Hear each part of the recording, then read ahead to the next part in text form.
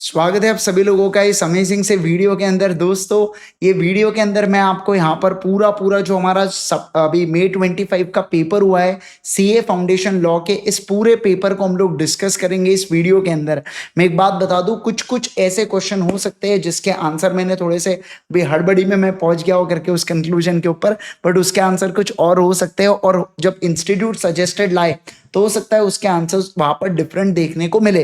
खैर, वो कौन से क्वेश्चंस होंगे मैं आपको पहले से बता दूंगा, क्योंकि इंस्टीट्यूट थोड़े से दूसरे कुछ अजम्पशंस भी ले सकता है कभी कभार, और कौन से अजम्पशंस ले सकता है ये मैं आपको बताते हुए चलूंगा। ठीक है बच्चों, चलिए लेट्स गेट स्टार्टेड। आगे बढ़ने से पहले बता दूं, मैं आपका सीए फाउंडेशन और सीए इंटर लॉ को कवर करता हूं। ultimateca.com के ऊपर हमारी क्लासेस अवेलेबल होती है, रेगुलर मोड और फास्ट ट्रैक मोड दोनों की दोनों क्लासेस अवेलेबल है। ठीक है, ओके दोस्तों, ये इस बार का पेपर है बेटा, ये आपको आईसीआई के साइट पे मिल जाएगा, या अगर आप मेरे टेलीग्राम के ऊपर जाएंगे सीए इंद्रेश गांधी, तो मैंने वहां पर भी अपलोड कर रखा हूं, आप जरूर से उसको एक बार चेक कर सकते हैं, है ना। तो मैं चाहे तो इसके लिंक जो मैंने टेलीग्राम के ऊपर अपलोड किया हूं, मैं उसको इस वीडियो के कमेंट सेक्शन के अंदर डाल दूंगा। ठीक है, देखिए सबसे पहला क्वेश्चन नंबर 1 के ऊपर आते हैं। इसका ए पार्ट क्या कहता है? ABC Infrastructure Limited was running a business successfully from several years. P was the purchase manager of the company. P was a purchase manager of the company. He authorized his agent Q. P ने क्या किया? Q को authorize किया to buy raw material on his behalf for construction of the roads in Delhi. He instructed Q to buy only Mazboot cement of the ranging from 2000 to 2500 per ton. ठीक है ना। तो यहाँ पर इन्होंने range भी decide करके रखी थी और रेंज भी बता के रखी थी। Okay, to maintain the quality of roads in Delhi. However, Q bought 1000 tons of Mazboot cement from R, a very well-known vendor of ABC Infrastructure Limited, at the rate of 3500 per ton. अब मुझे बताओ, जो एक limit मैंने दे के रखा था, क्या उस लिमिट से ऊपर जाके एजेंट ने काम किया है क्या? हाँ। क्या एजेंट ने अपने अथॉरिटी को एक्सीड किया है क्या? बिल्कुल किया है सर। तो यहाँ पर प्रिंसिपल लायबल होने वाला है क्या? नहीं सर, लायबल नहीं होगा। वो एजेंट से यहाँ पर क्या करेगा? एजेंट ही इस एक्ट के लिए लायबल रहेगा। अब देखो, mister Q has not disclose the fact to R. अब देखो क्या, मिस्टर क्यू ने फैक्ट डिस्क्लोज नहीं किया आर को कि वो बाय कर रहा था सीमेंट किसके लिए? एबीसी इंफ्रास्ट्रक्चर लिमिटेड के लिए। When P discovers this aspect, he refused to pay to R and rejects the cement bought by Q on the ground that Q has exceeded the authority. सही है।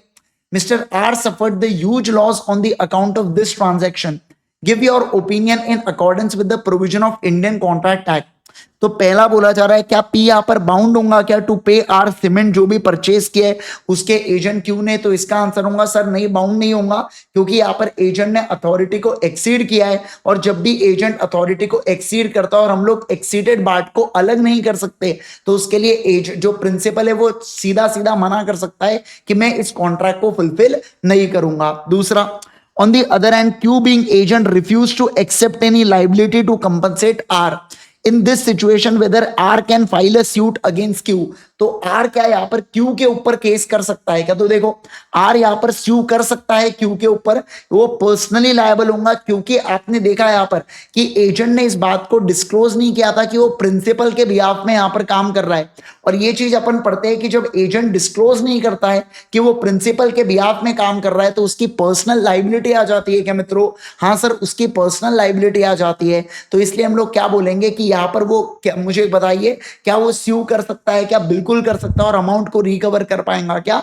हाँ sir, कर पाएगा। तो मेरे हिसाब से इजी मॉडरेट सवाल बोलूंगा मैं इसको, एकदम हार्ड भी नहीं और एकदम इजी भी नहीं। ठीक है, ये सवाल बहुत अच्छा है, सवाल इजी है बट थोड़ा सा ट्रिकी है। देखो क्या, पहला आपको जानना है, यहां पर पता लगाना है कि कौन सी कंपनी इसके अंदर क्या है, कौन सी कंपनी इसके अंदर स्मॉल कंपनी है। ठीक है, देखो STS private limited having turnover of 10 crore, जिसका पेड अप शेयर कैपिटल है 1 करोड़ रुपए, है ना। 1 करोड़ में 1 लाख इक्विटी शेयर है 100 रुपए के। अब इसमें से 60,000 यूवी इंफ्रास्ट्रक्चर प्राइवेट लिमिटेड के पास है। इट डजेंट मैटर, अगर कोई भी एक प्राइवेट कंपनी बेटा ध्यान रखना, है ना, जिसका पेड अप शेयर कैपिटल और टर्नओवर 4 करोड़ 40 करोड़ है, सर टर्नओवर तो कम है और ये भी कम है सर, तो हो जाएंगे क्या? नहीं। लेकिन एक्सेप्शन में आपने पढ़ा था कि अगर कोई कंपनी सब्सिडरी या होल्डिंग कंपनी होती है किसी भी कंपनी की, मेड भी प्राइवेट हो मेड भी पब्लिक हो, वो स्मॉल कंपनी नहीं बन सकती, तो इस केस में नहीं बन सकती।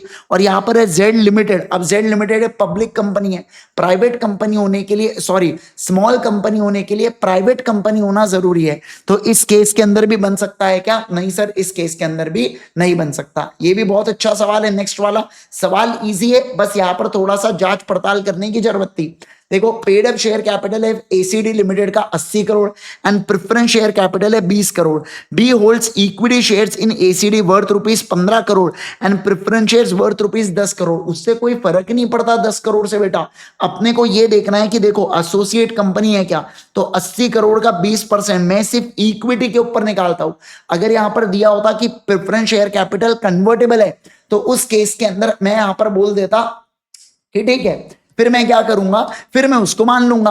पर आप कन्वर्टेबल अज्यूम नहीं कर सकते। यूजुअली जो प्रेफरेंस शेयर होता है ये नॉन कन्वर्टेबल अज्यूम किया जाता है। प्रेफरेंस शेयर रिडीमेबल होते हैं कंपनी के अंदर, या आप इंटरमीडिएट में पढ़ोगे, बट ये चीज हम लोग रेगुलर क्लास के अंदर भी मैं आपको बताता हूं कि कन्वर्टेबल प्रेफरेंस शेयर जब तक बोला ना गया हो तब तक क्या आप अज्यूम करोगे क्या बच्चों? नहीं सर, तब तक आप इसको अज्यूम नहीं कर सकते। इस बात का आपको ध्यान रखना है। Got it everyone? क्या आपको बात समझ में आ रही है क्या? फटाफट जल्दी से बोलेंगे मेरे को, क्या ये बातें आपको एब्सोल्युटली क्लियर है ना? Yes, okay. तो बस इसी चीज से रिलेटेड यहां पर क्या दिया गया था, सवाल पूछा गया था। तो यहां पर सर 80 का 20% 16 करोड़ होता है, इसके पास 15 करोड़ ही थे, एसोसिएट कंपनी बनेंगी क्या? नहीं सर, नहीं बनेंगे। ठीक है, अगला देखो।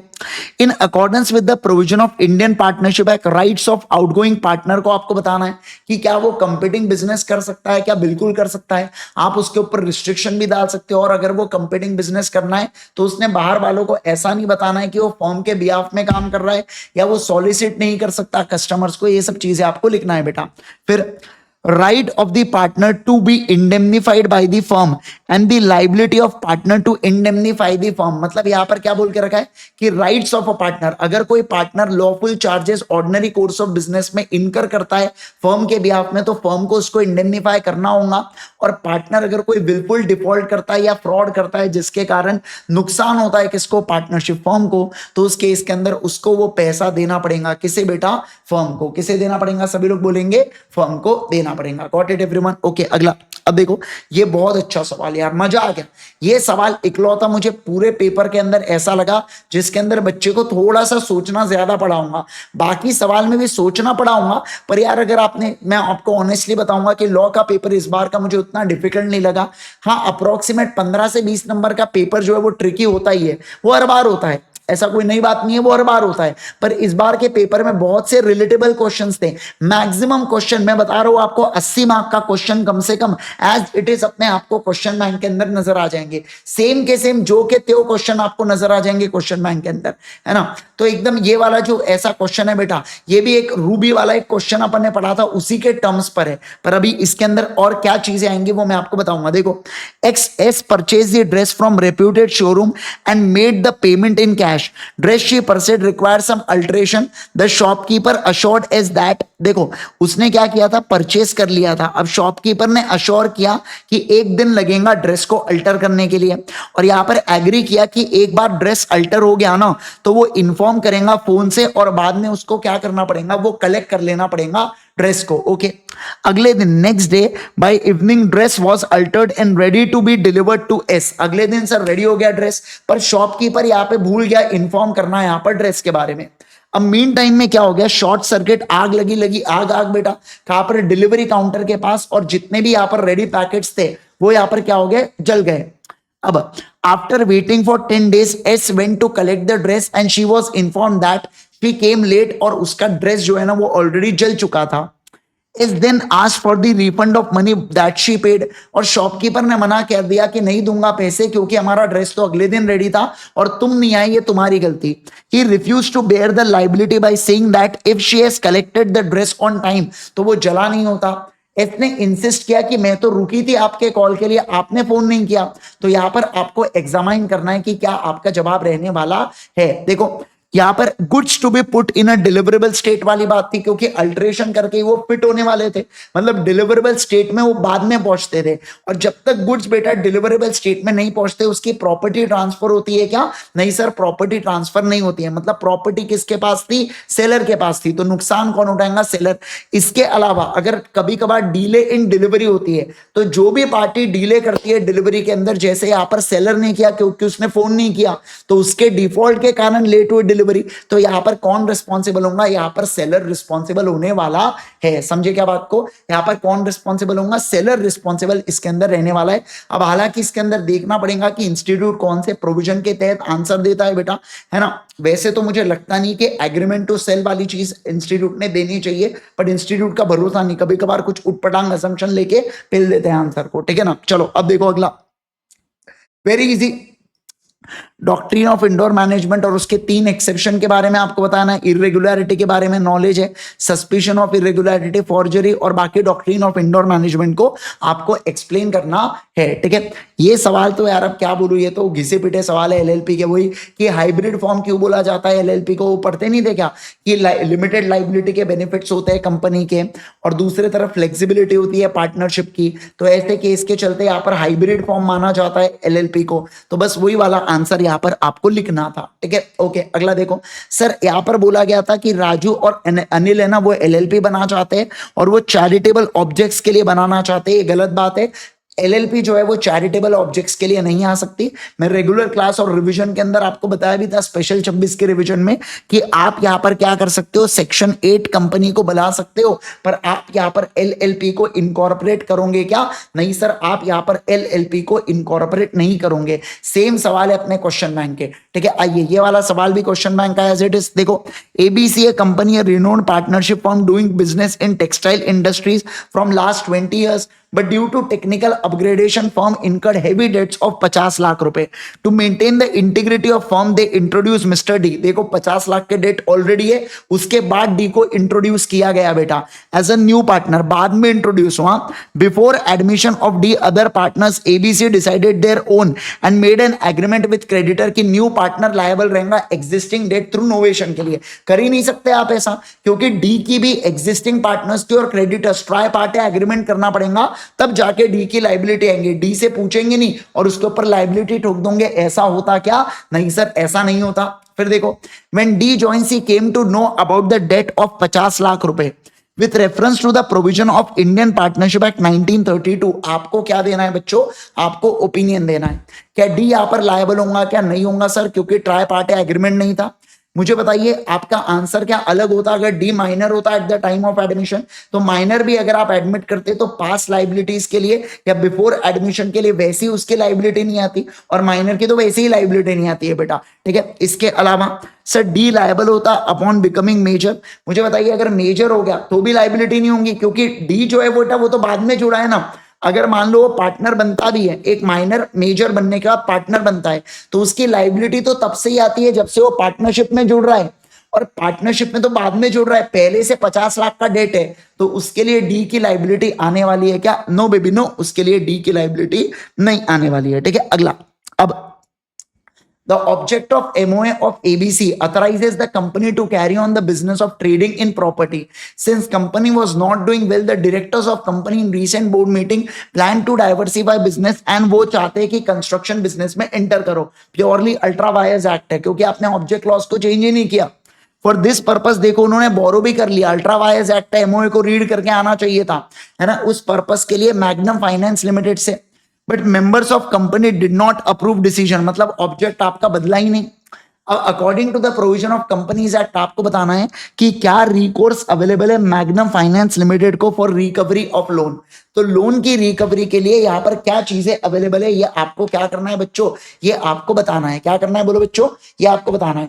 तो देखो मैं पहली बात तो बता दूं, डॉक्ट्रिन ऑफ अल्ट्रा वायस से यहाँ पर, वैसे तो ये डॉक्ट्रिन ऑफ अल्ट्रा वायस है तो आप कंपनी के ऊपर केस नहीं कर सकते और कंपनी आपके ऊपर नहीं कर सकती, पर आप डायरेक्टर्स को स्यू कर सकते हो। और अगर पैसा अभी भी अनयूज्ड है तो आप इंजंक्शन ऑर्डर कोर्ट से पास करके ला सकते हो, ताकि वो पैसा को और फर्दर यूज करे। क्या नहीं सर, पैसों को और फर्दर यूज ना करे। ये इसके इस क्वेश्चन का क्रक्स मैं आपको दे देता हूं बेटा, कि सेक्शन 8 कंपनी है और वो डिविडेंड बांटना चाहती है, नहीं बांट सकती। सेक्शन 8 कंपनी को डिविडेंड बांटना प्रोहिबिट किया जाता है बेटा, तो डिविडेंड बांट ही नहीं सकती। और अगर वो बांटती है तो उसका वाइंडिंग अप करवा देंगे कौन, सेंट्रल गवर्नमेंट ऑर्डर पास करके उसका वाइंडिंग अप करवा देंगे। समझे क्या बात को। 3 नंबर, अरे यार मैं बता रहा हूं इस बार कंपनीज एक्ट से तो लाड़ी लप्पे सवाल आए भाई। मतलब ये सवाल पूरे के पूरे क्वेश्चन बैंक में एज इट इज देके रखे। मतलब मैं क्या बताऊं आपको, 80 to 85 मार्क्स का पेपर एज इट इज। अगर किसी ने, मैं मजाक नहीं कर रहा हूं, किसी ने 4 बार भी क्वेश्चन बैंक को पढ़ के गया होगा ना भाई, वो पेपर में मक्खन की तरह लिख पा रहा हूँ आंसर्स को, है ना। अगर 4 बार उसने, मान लो किसी ने रिवाइज भी, किसी ने 2-4 बार भी रिवाइज किया तो उसको रिलेटेबल क्वेश्चंस लग रहे होंगे वहां पर, ठीक है। अब देखो direct question, nature and extent of sureties liability, वो लिखना पड़ता है आपको कि श्योरिटी की लायबिलिटी को एक्सटेंसिव होती है, वो सब चीजें आप डालोगे। जितने के लिए वो लायबल होता है उतने के लिए अपन लायबल होते हैं। फिर देखो invalidation of contract of guarantee, contract of guarantee अगर इनवैलिड हो जाए, टर्म्स या कंडीशंस बदल गए, या जिसके ऊपर, जिस टर्म्स के ऊपर डिसाइड हुआ था वो टर्म्स बदल गए, तो कॉन्ट्रैक्ट इनवैलिडेट हो जाता है। और अगर इनवैलिडेट हो गया तो गारंटी ऑटोमेटिकली क्या हो जाती है बच्चों, रिवोक हो जाती है। ये क्वेश्चन नेक्स्ट वाला, वो ड्रेस वाले क्वेश्चन के बाद ये वाला क्वेश्चन बहुत अच्छा है, ठीक है ना। 4th का ए पार्ट मस्त क्वेश्चन है, एकदम प्यारा क्वेश्चन है। चलो इसके बारे में पढ़ते हैं। देखो 4th ए क्या कह रहा है, x was running a business of car on lease. मतलब ये क्या हो गया, एक नॉन ग्रेटिट्यूस बिलमेंट हो गया बेटा। One fine day Y came to hire a car for 10 days for business tour from Delhi to Amritsar. X offered him Honda City for 50,000 for 10 days on a condition that petrol and toll expenses will be borne by him. मतलब सामने वाला व्यक्ति petrol और toll expenses bear करे। अब during the journey engine of the car was choked, Y to spend 10,000 rupees. इसे बोला जाता है सर एक्स्ट्रा ऑर्डिनरी एक्सपेंसेस। और नेसेसरी एक्सपेंसेस तो वही खुद बेयर करेगा, पर एक्स्ट्रा ऑर्डिनरी एक्सपेंसेस को किसको बेयर करना पड़ेगा बेटा, बेलर को। समझे आप बात को, जो बेल कर रहा है गुड्स को, बेल ही नहीं करेगा उसको। For repair of engine while he was coming back from Amritsar, brakes failed and not working और major accident हो गया due to this and was admitted to the hospital। और बिल आया कितने का, 50,000 रुपए का। तो क्या वो डैमेजेस भी रिकवर कर सकता है क्या, बिल्कुल बिल्कुल स्यू करके वो डैमेजेस भी रिकवर कर सकता है। Why asked X to compensate the charges for repair and hospital expenses amounting to 60,000? X denied for compensation by saying that he was not aware about the engine and fault brakes. देखो इसके अंदर non ग्रेटिट्यूस बिलमेंट में आपको fault के बारे में पता हो या ना पता हो, पर अगर एक्सपेंसेस अराइज होते हैं तो आपको क्या करना पड़ेगा, अमाउंट को पे करना पड़ेगा। ओके अगला, Y filed a suit for the recovery of damages. अब आपको बताओ whether Y can held the amount of hire charges withheld कर सकता है क्या इस अमाउंट को on account of non payment of damages. अब यहां पर वैसे देखा जाए तो मतलब अगर मैं बोलूं तो विथहोल्ड नहीं कर सकता, पर डैमेजेस के लिए वो सूट फाइल कर सकता है, ठीक है ना। पर एज सच इसको लेके लॉ मतलब ऐसा साइलेंट है। मतलब आप ये भी बोल सकते हो कि इसको विथहेल्ड भी किया जा सकता है। इसको लेके पहले वाले पार्ट को लेके एक बार थोड़ा सा आईसीआई के सजेस्टेड आंसर के लिए हम लोग वेट करेंगे, बट मुझे ऐसा अंदर ही अंदर फीलिंग आ रही है पक्के से आईसीआई सजेस्टेड में डालेगा कि विथहेल्ड कर सकता है। अगला देखो, whether mister x was liable to pay damages as he was not aware of the fact of faults in car. ये तो 100% आंसर इसका यही होगा कि बिल्कुल लायबल रहने वाला है, क्योंकि नॉन ग्रेटिट्यूस बेलमेंट के केस में सामने वाले व्यक्ति को पता है या नहीं पता है इससे कोई फर्क नहीं पड़ता। अगर नुकसान हुआ है तो सामने वाले व्यक्ति को पे करना पड़ेगा क्या, बिल्कुल बिल्कुल पे करना पड़ेगा। फिर सर डिलीवरी ऑफ इंस्ट्रूमेंट, ये एक असेंशियल पार्ट होता है वेदर इंस्ट्रूमेंट बेयरर हो या ऑर्डर वाला हो। अब आपको डिस्कस करना है स्टेटमेंट को, तो डिलीवरी से रिलेटेड आपको चीजें बताना पड़ेगा। डिलीवरी 2 प्रकार की होती है, एक्चुअल कंस्ट्रक्टिव, उसको भी एक्सप्लेन कर देना, क्वेश्चन बैंक का सवाल है, दिख जाएगा आपको। अब देखो सर प्रॉमिसरी नोट और बिल ऑफ एक्सचेंज में क्या डिफरेंस है। अगेन बहुत सिंपल है यार, यहाँ पर है ना, ये प्रॉमिस होता है, ये ऑर्डर होता है। यहाँ पर 2 पार्टीज होती है, यहाँ पर 3 पार्टीज होती है। ये सब चीजें आपको डालना पड़ेगा। अगला देखो, फिर यहाँ पर ministry ministry of finance, ministry of corporate affairs and law and justice, इसको लेके आपको शॉर्ट नोट लिखना था, 2-2 नंबर के आई थिंक सो सवाल थे, इजी क्वेश्चन। अब देखो क्वेश्चन नंबर 5 का ए, यह मेरे हिसाब से किसके ऊपर है यहाँ पर, हाँ चलो ये है राइट ऑफ लीन के ऊपर, या है ना, चलिए आइए देखो यहाँ पर, P sold an antique items to Q for 3 lakh on 13/12/24 as per the term 75% of amount to be paid within a week and 25% till 31/12। Q ने अपॉइंट किया agent R to take delivery after the payment of first installment. Q transferred a sum of 2,80,000, 20,000 बचा है in the account of 3 through NEFT on 18/12 which was credited to P's account on same day। R failed to take the delivery items due to medical emergency। R रह गया, उसका fail हो गया delivery लेना। by meantime Q failed to make the payment of second installment till 31/12। मतलब अब ये unpaid seller हो गया, क्योंकि क्रेडिट जितना क्रेडिट टाइम अपन ने दिया था वो टाइम इलैप्स हो गया, मतलब यहाँ पर अब ये अनपेड सेलर हो गया। तो इस केस के अंदर यहाँ पर डिलीवरी लेने आता है पर ये रिफ्यूज कर देता है बेटा। तो मुझे बताइए क्या ये रिफ्यूज कर सकता है क्या 20,000 अमाउंट के लिए? हाँ सर वो रिफ्यूज कर सकता है, क्योंकि अनपेड सेलर के पास राइट होता है कि अगर उसके पास लॉफुल पोजेशन है गुड्स का तो वो क्या कर सकता है बच्चों, वो यहाँ पर राइट ऑफ लीन को एक्सरसाइज कर सकता है। और क्या वो डिलीवरी करने से रोक सकता है क्या? बिल्कुल बिल्कुल खुद को रोक सकता है। ठीक है, सेक्शन नंबर 64 के ऊपर सवाल है ऑक्शन का। देखो यहां पर क्या, an auction takes place in the Delhi, Delhi में एक ऑक्शन हो रहा है, वो नोटिफाइड किया गया बिडर को। नोटिफाई देखो क्या इन्होंने कस्टमरी मैनर बता के रखा है कि किस तरीके से कंप्लीट होगा auction sale, fall of hammer, और उसके बाद बोलना पड़ेगा you are the highest bidder. समझे क्या? मतलब ए बी सी है, ए ने हाईएस्ट बिड दिया तो मैं फॉल ऑफ हैमर करूंगा, फिर बोलूंगा a you are the highest bidder, और फिर मैं बोलूंगा कि यहां पर क्या हुआ है, सेल हुआ है, मतलब यहां पर ऑक्शन सेल फाइनल हुआ है। देखो during the auction L bids for an antique sculpture worth ₹8 lakh. The hammer falls, but announcement cannot be made as auction suddenly stops before the auctioneer can utter any word। तो auctioneer कुछ बोले उससे पहले ही बेटा क्या हो गया यहाँ पर, उससे पहले ही यहाँ पर ऑक्शन मतलब यहाँ पर हैमर गिर गया है ना। बिफोर द हैमर तो गिरा है उसने, पर वो कुछ बोलने से पहले उसने स्टॉप कर दिया ऑक्शन को। It was notified there that the unexpected rise in market price of the sculpture and therefore हम इसको बेचेंगे नहीं। अब एल ने बोला कि ऑक्शनियर ने गलत किया और उसको बेचना पड़ेगा माल को, क्योंकि यहाँ पर हैमर फेल हो चुका था, मतलब हैमर गिर चुका था। तो सवाल बनता है मुझे ऑक्शनियर इससे मना कर देता है, तो सवाल बनता है एल का क्लेम सही है क्या, जायज है क्या? नहीं। देखो यहाँ पर बोल के रखा है ऑक्शन कब कंप्लीट होगा सर, जब फॉल ऑफ हैमर, एक तो फॉल ऑफ हैमर या एनी अदर कस्टमरी मैनर, और कस्टमरी मैनर इन्होंने बता के रखा है। अब अब सीधी सी बात है, अगर मैंने अनाउंस नहीं किया तो अनाउंस नहीं हुआ तो ऑक्शन सेल कंप्लीट नहीं हुआ, और ऑक्शन सेल कंप्लीट नहीं हुआ तो क्या मैं सामने वाले व्यक्ति को माल बेचूंगा क्या बच्चों?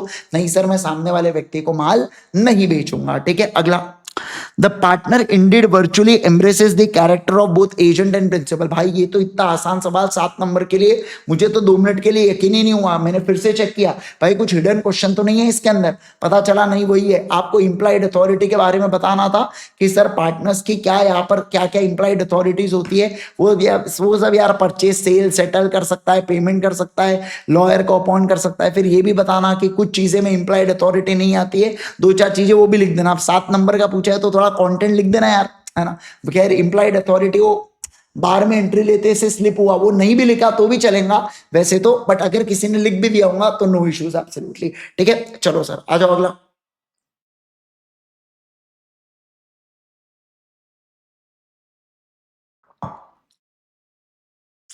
अब ये जो अगला सवाल है बेटा ये तो बड़ा इजी है, सेक्शन नंबर 42-43 वाला सवाल लेके रखा है जॉइंट प्रोमिसर प्रोमिसी के ऊपर। तो देखो whether joint promisor and promisee voluntary discharge their obligation even after death. हाँ सर बिल्कुल करना ही पड़ता है, सर्वाइविंग जब तक जिंदा है तब लोग सब मिलके साथ में करते हैं, और अगर कोई मर गया तो उसका लीगल रिप्रेजेंटेटिव बाकी सर्वाइविंग प्रोमिसर के साथ मिलकर क्या करता है बच्चों। ओके अगला, in case they won't be able to discharge their obligation, तो क्या वो कंपेल कर सकते हो क्या? बिल्कुल, आप किसी एक पर्सन को कंपेल भी कर सकते हो कि आपको क्या करना पड़ेगा, प्रॉमिस को निभाना पड़ेगा। अगला, what would be your situation in case default, अगर कोई भी पार्टी करती है, कोई भी एक पार्टी अगर डिफॉल्ट करती है तो लॉस को इक्वल रेशियो में यहां पर डिवाइड आप करोगे बाकी प्रोमिसर्स के इसमें। Okay, what are the effects of conversion, effect के बारे में पूछा कोवर्जन, कह रहे हो तो मजा आ गया सर, अवॉइडेबल है, आप कॉन्ट्रैक्ट को रिसाइन कर सकते हो और रिस्टोरेशन ऑफ बेनिफिट हो जाता है। फिर थ्रेट टू कमिट सुसाइड, क्या कोवर्जन होता है, क्या कोवर्जन होता है। अगला 6 का a, Ram purchase the second hand car from his friend Rohan for 5 lakh रुपए on 10th of November 22। He paid 4 lakh immediately and promise to pay 1 lakh within a year, but he could not pay remaining amount till December 23। On 5th January Ram received an invitation of Rohit, अरे यार wedding, but could not attend, लेकिन उसने 51,000 रुपए का check दिया बेटा, gift है ना, as a gift, as a gift, gift है मतलब सेक्शन 138 एप्लीकेबल नहीं होगा।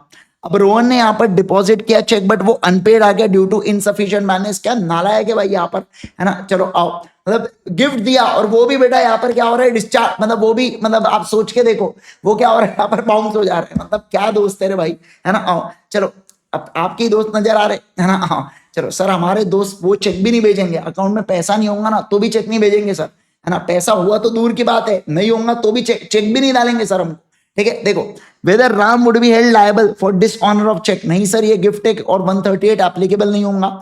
क्या रोहन जस्टिफाइड है कंसिडरिंग दिस एन ऑफेंस, नहीं सर यहाँ पर जस्टिफाइड नहीं है, ये ऑफेंस कंसिडर नहीं किया जाएगा।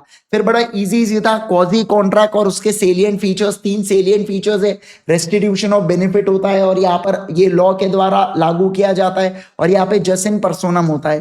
फिर responsibility of finder of goods के बारे में आपको बताना पड़ता है यहाँ पर, कि वो ट्रू ओनर को ढूंढता है और उसको गुड्स देता है, उससे पैसे मांग सकता है, जो भी लॉफुल खर्चा हुआ है उसके लिए केस नहीं कर सकता, पर अगर रिवॉर्ड है तो केस भी कर सकता है और गुड्स को रिटेन भी रख सकता है, वो सब बातें आपको जानना पड़ेगा, ठीक है, एकदम इजी इजी।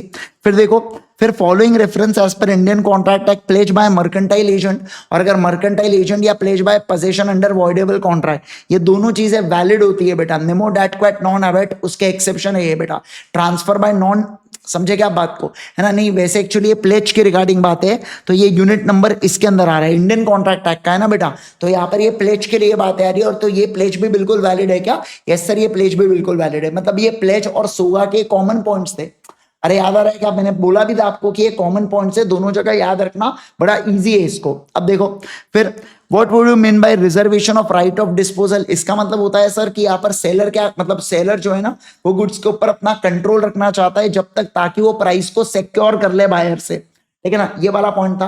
फिर 2 सर्कमस्टांसेस आपको बताना बेटा, कि ऑर्डर यहाँ पर अपन ने ऑर्डर, मेरे ऑर्डर पर ही सप्लाई करना गुड्स को, जब आप रेलवे एडमिनिस्ट्रेशन को इस तरीके के इंस्ट्रक्शन इशू करते हो, या आपने क्या किया है, आपने इनवॉइस के साथ बिल ऑफ लीडिंग या document of transfer, document of title के साथ बिल ऑफ एक्सचेंज भी दिया है, और सामने वाला व्यक्ति अगर बिल ऑफ एक्सचेंज को एक्सेप्ट नहीं करता है या एक्सेप्ट करके वो डिसऑनर कर देता है, तो अगेन मैं बोलूंगा कि यहाँ पर reservation of right of disposal था क्या, बिल्कुल बिल्कुल था।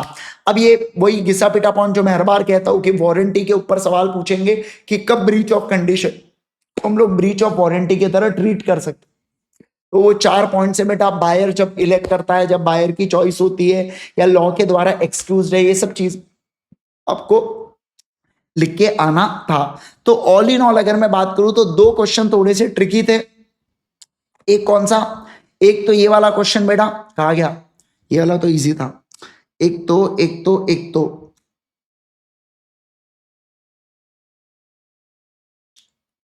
हाँ, एक तो ये वाला क्वेश्चन है ना, ये इसमें भी फर्स्ट वाला पार्ट इसका 4th का, और इसके अलावा शुरुआत वाला क्वेश्चन। बाकी अगर मैं बताऊँ वो ड्रेस वाला, बाकी तो एकदम पेपर बहुत चिल्लर था बेटा, ऐसा एकदम बहुत खतरनाक पेपर नहीं बनाया था, और पेपर लेंदी भी नहीं था, ये तो आपको वैसे ही समझ में आ जाता है जब आप 7 नंबर के क्वेश्चन देखते हो, तब समझ जाने का कि पेपर लेंदी नहीं है करके। पेपर को लेंदी बनाना होता तो 4 number 3 number 3 number 3 number 1 number बलते बलते कुछ तो भी सवाल पूछते हैं लोग, पर पेपर को इन्होंने मॉडरेट रखा, मतलब मैं इसको एकदम बहुत इजी भी क्लासिफाई नहीं करूंगा, बहुत हार्ड भी नहीं बोलूंगा, मॉडरेट पेपर था इसके अंदर, जैसा हम लोग एक्सपेक्ट कर रहे थे वैसा ही पेपर था। बट क्योंकि आज मैथ्स का पेपर हो चुका है, तो मैंने सुनने में आया है कि मैथ्स में इस बार इंस्टीट्यूट ने बहुत बजाया करके। देखो 2 पेपर जनरली टारगेट में आते हैं, इंस्टीट्यूट के रडार में आते हैं, एक लॉ आता है और दूसरा क्यूए आता है। अब देखो जैसे क्यूए को इन्होंने डिफिकल्ट अगर कर दिया, तो इसका मतलब क्या हुआ, अब ये पेपर तो मैं जो ये वीडियो ये मैं पहले बना रहा हूँ, इसको अपलोड मैं इको के पेपर के बाद करूंगा, क्योंकि by two unnecessary disturb the मतलब एनवायरमेंट ना, आप बराबर अभी आप इको से पढ़ रहे होंगे तो आपको शांति से कोई डिस्टर्ब नहीं करता हूँ। मुझे पहले से ये चीज पसंद नहीं है कि पेपर के मतलब पेपर खत्म होने से पहले उसको डिस्कस कर लेना, क्योंकि कहीं ना कहीं बच्चा अगर मान लो कोई क्वेश्चन को सही पकड़ के चलता है और वो उसका गलत हो जाता है ना, तो फिर वो बहुत डिमोटिवेट हो जाता है। क्योंकि ये मेरे साथ भी होता था, मैं भी देखो यार, मुझे भी चुल तो होती थी ना बेटा कि चलो एक बार देख लेता हूँ, पर फिर मैंने फाइनल के अंदर वो मस्ती नहीं किया था। फाइनल के फर्स्ट अटेम्प्ट में किया था, फिर मेरे से एक पेपर बहुत बिगड़ गया था डीटी का, है ना, उससे पहले के पेपर का मैंने सजेस्टेड देख लिया था और वो गड़बड़ हो गई थी मेरे से, और फिर इसलिए मैंने मतलब वो डीटी का पेपर में गड़बड़ किया और फेल हो गया मैं उसके अंदर, और फाइनल में मैं डीटी में फेल हुआ, इसलिए फर्स्ट अटेम्प्ट फेल हो गया मैं। डीटी में पास हो जाता तो पूरा पास हो जाता, तो इसलिए थोड़ी सी गड़बड़ हो गई, बट ठीक है चलो कोई दिक्कत नहीं। इसलिए मैंने सेकेंड अटेम्प्ट में ये गलती नहीं किया था। मैं जब पूरे पेपर हो गए उसके बाद मैंने आराम से चेक किया था, फिर भी मुझे लग रहा था क्लियर नहीं करूंगा, बट देन मैं क्लियर कर गया, है ना। चलो आ जाओ। क्या होता है कि अपन सेकेंड अटेम्प्ट में फिर और जोश में पढ़ते हैं, क्योंकि अपने पहले अटेम्प्ट में अपने कभी फेलियर नहीं दिखा रहता है, और अपन एकदम से फिर अच्छा पढ़ते हैं, बढ़िया पढ़ते हैं, तो उसके कारण क्या होता है फिर अपनी प्रिपरेशन यहाँ आ जाती है, और पेपर यहाँ पे भी आया ना तो अपना वो एक्सपेक्टेशन होता है कि अच्छे नंबर स्कोर करने का, कहीं ना कहीं फिर ऐसा लगता है 60 भी नंबर आने तो मजा नहीं आया करके, ऐसा लगता है फिर, है ना। चलो खैर, तो ये था बेटा ऑल इन ऑल अपना पूरा पेपर, राइट। अब देखो मैं आपको बहुत ऑनेस्टली एक चीज बता रहा हूँ, जैसे देखो आप में से कुछ बच्चे होंगे जिनको, अब आप सभी लोगों ने पेपर को एक बार देख लिया होगा, मैं आपको ऑनेस्टली एक बात बता दूं, सारे लोग अच्छे से सुनना, ठीक है, आपके पते की बात है। देखो आपका पेपर कब कंप्लीट हो रहा है, जैसे आज को 1921 को खत्म हो रहा है आपके पेपर, है ना, यस 21 को ही आप ये वीडियो भी देख रहे होंगे। अब अगर मैं बात करूं ना तो देखिए 21 से लेके 15 दिन तक तो आप कुछ मत करो, 15 दिन आप क्या करो, मस्त से एंजॉय करो, सब कुछ कर लो, 15 दिन मजे कर लो पूरे, जितने भी आपने अभी तक स्ट्रगल्स किए, पढ़ाई किए नहीं किए, 15 दिन फुल मजे कर लो बेटा। लेकिन अब उसके बाद आपको, लेकिन इसी 15 दिन के अंदर आपको क्या करना है, आपको पता चल जाएगा कि आप पास होने वाले हो या आपका क्लियर नहीं होने वाला है, यानी कि फेल होने वाले हो, या 50-50 किसी का होता है, किसी किसी का समझ में नहीं आ रहा होता है कि एग्रीगेट में रुक भी सकता है, नहीं भी रुक सकता है, दोनों भी चीजें हो सकती है। देखो अगर आप पास कर रहे हो तो बहुत अच्छी बात है, अर्ली बर्ड बैच है बेटा, अर्ली बर्ड बैच यूट्यूब पे ही होने वाली है, आप वो यूट्यूब पे ज्वाइन कर लेना और आप उसको देख लेना। इस बार जो क्लासेस है वो ग्रुप 2 से चालू होंगी लाइव क्लास, पर अगर आप रिकॉर्डेड करना चाहते हो तो आप ग्रुप 1 करके बाद में ग्रुप 2 भी कर सकते हो, क्या बिल्कुल बिल्कुल कर सकते हो, ठीक है ना, ठीक है, उसके बारे में क्या बाद में डिस्कस करेंगे, अभी आप अर्ली बर्ड तो ज्वाइन कर ही लेना और बढ़िया से बिंदास यूट्यूब पे पढ़ लेना, ठीक है, ओके। लेकिन मान लो अगर आपको शॉर्ट है, आप 100% श्योर हो कि आप क्लियर नहीं करने वाले हो, आप 100% श्योर हो कि आप क्लियर नहीं करोगे ना, तो इस केस के अंदर क्या करो, तुरंत पढ़ाई चालू कर दो भाई। मैं मजाक नहीं कर रहा हूं, मैं आपके लिए लॉ के लिए मैं आपको बता दूं, देखो लॉ में अगर आपको कॉन्सेप्चुअल प्रॉब्लम है बेटा, है ना, ऐसी चीजें हो सकती है कि अपने को कॉन्सेप्चुअल प्रॉब्लम है या अपने को रिकॉल प्रॉब्लम है, मतलब कॉन्सेप्ट तो समझ में आते हैं सर पर मुझे रिकॉल नहीं होता, तो रिकॉल नहीं होता तो अब स्पेशल 26 6.0 है बेटा यूट्यूब के ऊपर, फ्री रिवीजन सीरीज है, बट टाइप करो यूट्यूब पे स्पेशल 26 6.0 बाय इंद्रेश गांधी, आपको प्लेलिस्ट आ जाएंगी, पूरे प्लेलिस्ट को गो थ्रू कर लो, रगड़ के पढ़ डालो, 2-4 बार आप वीडियोस को देख लोगे, आपको जम के कॉन्फिडेंस आ जाएगा। लेकिन अगर आपको कॉन्सेप्चुअली प्रॉब्लम है ना, तो मैं आपको सजेस्ट करूंगा कि आप मेरे फास्ट ट्रैक बैच के साथ जाइए, ये आपको बहुत ज्यादा मदद करेगा, मैं आपको जेन्युइनली कह रहा हूं। ये फास्ट ट्रैक बैच जो है ये आपके आपके अटेम्प्ट के हिसाब से बिल्कुल अमेंडमेंट लेक्चर्स है, सारे लेक्चर्स एकदम परफेक्ट अप टू डेट है। आप यहाँ पे फास्ट ट्रैक लेक्चर्स में 91 आवर्स के अंदर मैंने पूरे लॉ को कवर किया हूं, क्वेश्चन बैंक को सॉल्व कराया हूं, आंसर्स को लिखवाया हूं, सारी चीजें एकदम बढ़िया से हुई है। तो ये बैच आपके लिए बेस्ट है जो आपको ultimatecA.com के ऊपर मिल जाएंगे।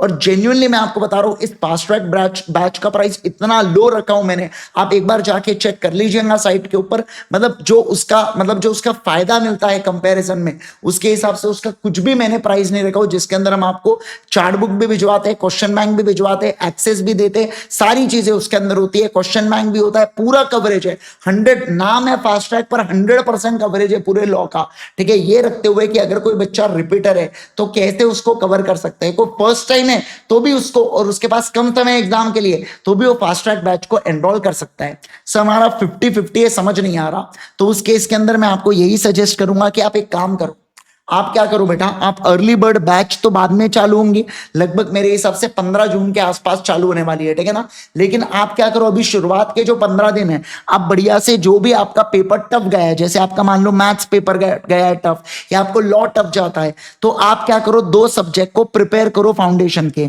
और साथ ही साथ अर्ली बर्ड बैच के भी लेक्चर्स को देखो। ज्यादा देर की बैच नहीं होंगे, दिन के 3-4 घंटे की बैच होंगी, तो आप उसको भी देखते हुए चलना, और अर्ली बर्ड और खुद की सेल्फ प्रिपरेशन भी करना, ताकि रिजल्ट क्लियर नहीं हुआ तो भी आपने 2 सब्जेक्ट पढ़े होंगे, और रिजल्ट क्लियर हो गया तो भी आपने अर्ली बर्ड बैच कर ली होंगी, ठीक है ना। तो ये आपको फायदा मिलेगा बेटा, तो ऐसा आप जरूर से करते हुए चलिएगा, ठीक है। Got it everyone? क्या आप सभी लोगों को ये बातें क्लियर है क्या? Right, yes. चलिए, तो that's all from my side. अगर आपने अभी तक मेरा बेटा टेलीग्राम चैनल ज्वाइन नहीं किया है तो फटाफट कर दीजिएगा, वहां पर मैं बहुत सारी फ्री रिसोर्सेज और कुछ कुछ चीजें आप लोगों के साथ शेयर करते रहता हूँ, right. Thank you so much once again everyone, bye bye everyone, take care everyone. आज के लिए इतना ही, see you all, take care everyone. अगर आप इस चैनल के ऊपर नए हैं तो जरूर से चैनल को सब्सक्राइब कर दीजिएगा। Bye bye, bye bye and bye bye everyone.